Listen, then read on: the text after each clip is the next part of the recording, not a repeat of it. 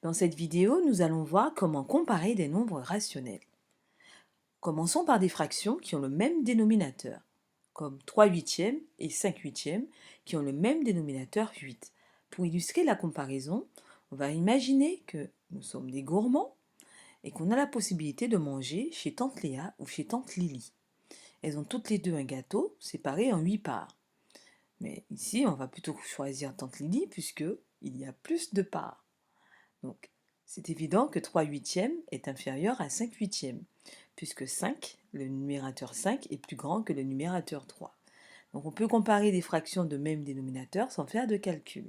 Il faut juste savoir que si deux fractions ont le même dénominateur, la plus grande est évidemment celle qui a le plus grand numérateur. Deuxième exemple, les fractions ont cette fois-ci le même numérateur, comme 3 huitièmes et 3 cinquièmes, qui ont le même numérateur 3.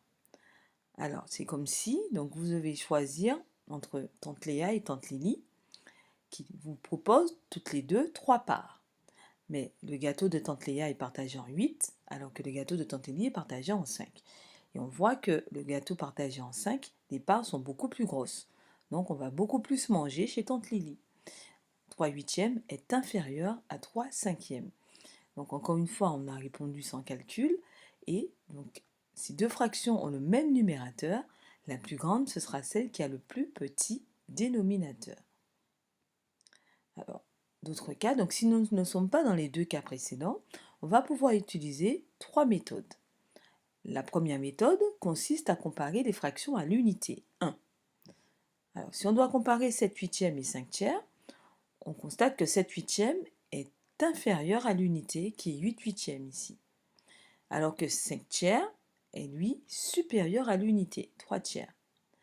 En récapitulant, 7 huitièmes est plus petit que l'unité et l'unité est plus petit que 5 tiers.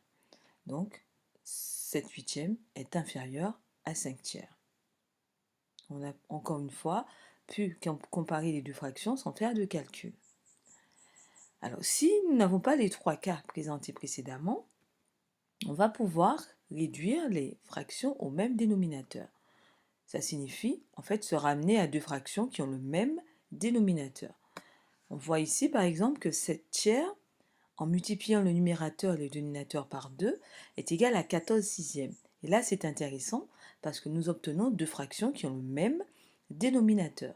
Et on sait que 14 sixièmes est supérieur à 13 sixièmes. Donc on va pouvoir conclure que 7 tiers est supérieur à 13 sixièmes. Alors, dernier cas, qui pour moi va plutôt être un moyen de vérifier votre travail, puisque cette méthode va être intéressante si vous avez la calculatrice. Sinon, il faut poser les calculs et ça peut être long. Donc, il s'agit de comparer les valeurs exactes ou approchées des deux quotients. Donc, si on compare 7 huitièmes et 8 neuvièmes, 7 huitièmes, c'est 7 divisé par 8 et c'est égal à 0,875.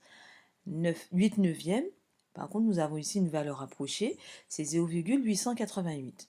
Or, comme 0,875 est inférieur à 0,888, on va pouvoir conclure que 7 huitièmes est inférieur à 8 neuvièmes. Voilà, cette vidéo est terminée.